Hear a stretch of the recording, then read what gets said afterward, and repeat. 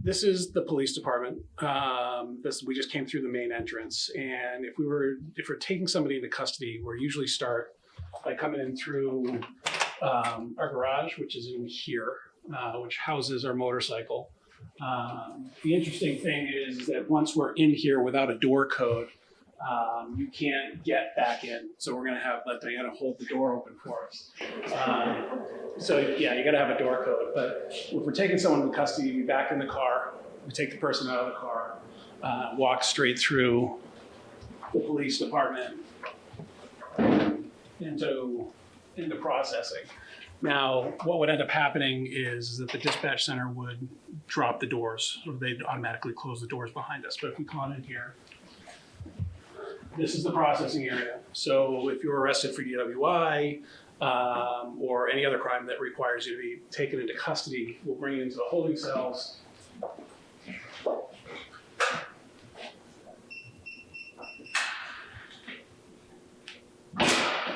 So into the holding cells. We've got two holding cells. We've got one that we utilize more than the other. This is the main holding cell. And typically we use this one because there's no bars in there. There's no place for someone to potentially harm themselves, unlike this one, which has, if you look through the window, you'll see the bars on the window. We just don't like using it because of the bars. If we do take someone into custody, we have to use that. Then we're taking shoelaces, belts, hood cords, that kind of stuff. Without looking in that window, that's our what we call critical evidence. Over here is an interview room. It's also kind of doubles as a storage room, but this is where we do our main interviews. So all of these rooms in here have video and audio. So the video is pretty much always running. It's on a loop until we take someone in custody, and then we store that footage for X amount of time. When we do bring somebody in, you got a switch right up here that turns the microphones on in there so that everything is audio recorded. If someone's going to talk to an attorney, we come out, we leave them in there to talk to their attorney, we shut the microphone off so that they have their privacy. This in here is our dispatch center. We just came out of the Emergency Communication Center, and I think the biggest thing people don't always necessarily understand is that the dispatchers can do their job without me, but I can't do my job without them. It's really important. They end up becoming the third person on scene for us because they get us the help that we need. They get us the information that we need, and they're imperative. They just can't be replaced. It's super important to have the people in here that I've got. So we're going to move on. The rest of this is kind of mundane, but here is our break room. So some things have changed over the years. This room used to be the patrol room for the police department. We have, depending on who you ask, between 12 and 13 people that patrol officers. We run two to three, sometimes 4 people on a shift, very rarely 4. When we're at staff, it's usually 3 people. But we only had, in this room, 2 computers that were both over here. And we only had 2 phones, which was one over here and one over here. And this has all been changed out. It's now the kitchen. So you can imagine if we had a major case that came in and we were running a lot of people, we were fighting for the phones. We would sometimes have to go either and take over the sergeant's computer or the chief's computer, or in the corporal's or sergeant's office, take over their computer to try to get stuff done. So it was a nightmare. So one of the prior chiefs, Chief Noble, we changed over one of our storage areas into a patrol room. When we get back there, you'll see how much of a difference it is. So like I said, imagine a long shelf along this wall where we all had our own little 2-drawer filing cabinet and we shared space with somebody else, and it just wasn't any room. So this is the training room. This has always been our training room, but it's changed over the years. We used to have an old blackboard that sat over there, the old school one where you could flip it over, so you'd have two different things going if you wanted. Now we've graduated to a whiteboard and a nice big television. We use this room for interviews, for victims. We also use it for training. And we also use it as a lunchroom. As you can see, we've got the big TV. No, I'm not going to tell you that we've never watched football on this TV, because we have. But there you have it, the little secret. So I don't think we need to see the locker rooms, but we recently redid the locker rooms. Or maybe we should go down to the locker room. You think we should go down to the locker room? Let's go down to the locker room. I'll wait here. All right. Let me just make sure no one's in there.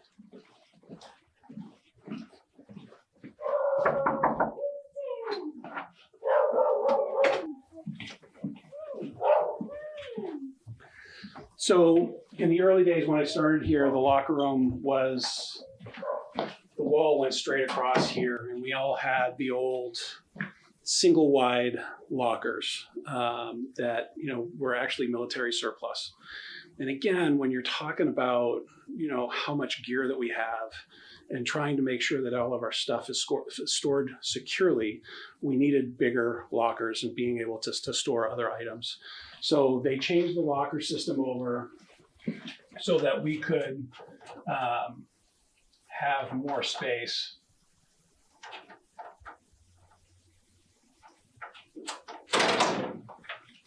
So now the lockers are much better at storage, a lot more room. Our uniforms and our belongings stay neat and organized. And it also gives us the ability to have more storage down below. So I wish my locker was a little neater, but there you have it. So this locker room was also changed over when we changed over, we started to change over the patrol room, which is now the kitchen. The kitchen was added a few years ago, last year, but the patrol, the storage room, or that section was changed over 6-7 years ago. So that's how long that locker room's been around. Oh, okay. So we'll come into here.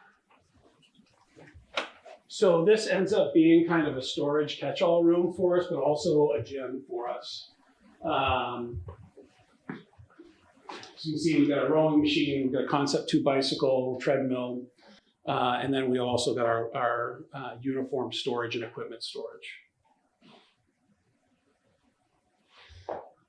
So we ended up going with the Concept 2 rower and such because the academy entrance exam includes rowing on the rowing machine, and then I believe it's still a 1.5 mile run.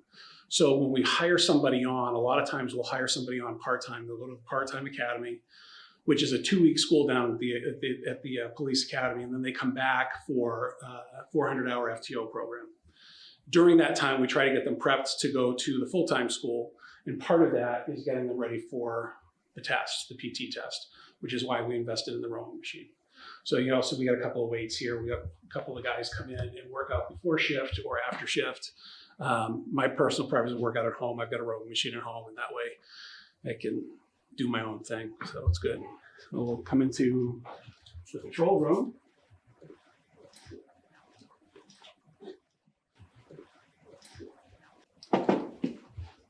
So, as I described to you before, we changed the patrol room from where that kitchen was to this. So we went from having 2 computers and 2 phones to every officer having their own space, their own desk, their own computer, and their own desk phone so that they can conduct their investigations and do the work that they need to do efficiently and effectively, which has been wonderful for them. And over here, you can see we get some jackets hanging up, but this is where all the body cameras get docked. We've got some other equipment over here. We've got some replacement computers if we need, and some other equipment that's all part of the job. Radars, LiDARs, that kind of stuff. So this is where all the patrol work gets done. And I think that it was really important for us to get this done for the guys builds morale and gives them a sense of space and a sense of ownership. So a few years ago, we had some young men in the community that were caught doing graffiti. And when they went through the CJC, the Community Justice Program. This is one of the things that we had them do, was do a mural for us in front of the door. So when someone looks through the window from the hallway, they see the mural that says community. So these were teenagers that did this for us. And when we painted down here a few years ago, we made sure we outlined that so that it didn't go away. So that's the original white wall behind it. All right, so in here is the administrative offices.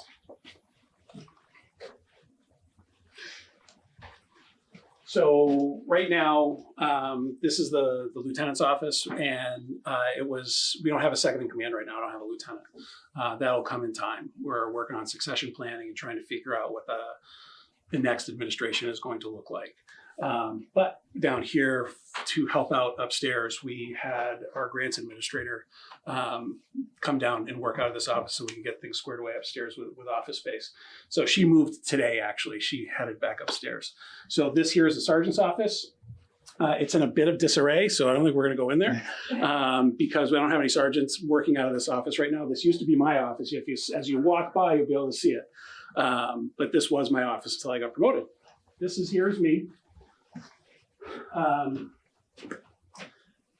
I got to tell you, I think the hardest part of this job now for me is not being as connected to the patrol room as I'd like to be.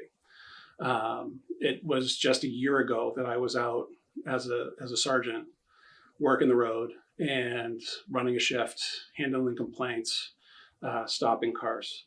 So ever since I got promoted back last July, it was July 1st, it's become obviously much more of an administrative role for me, taking over as the chief. I miss the road tremendously, but at the same time, the support that I've gotten from the patrol room has been amazing. And without everybody pulling in the same direction and working hard to make sure that we succeed, this department wouldn't succeed. And I can't take the credit for how well we're doing. When I came on board, I made it very clear that this is not my show, it's our show, and that we have to work together to get this done. This is too big of a job to do as one person. So that's been kind of my mantra as we've been going through over the last year and as we continue into the next years. But unfortunately, I spend most of my time right in this room and not on the street as much as I'd like to. Yeah.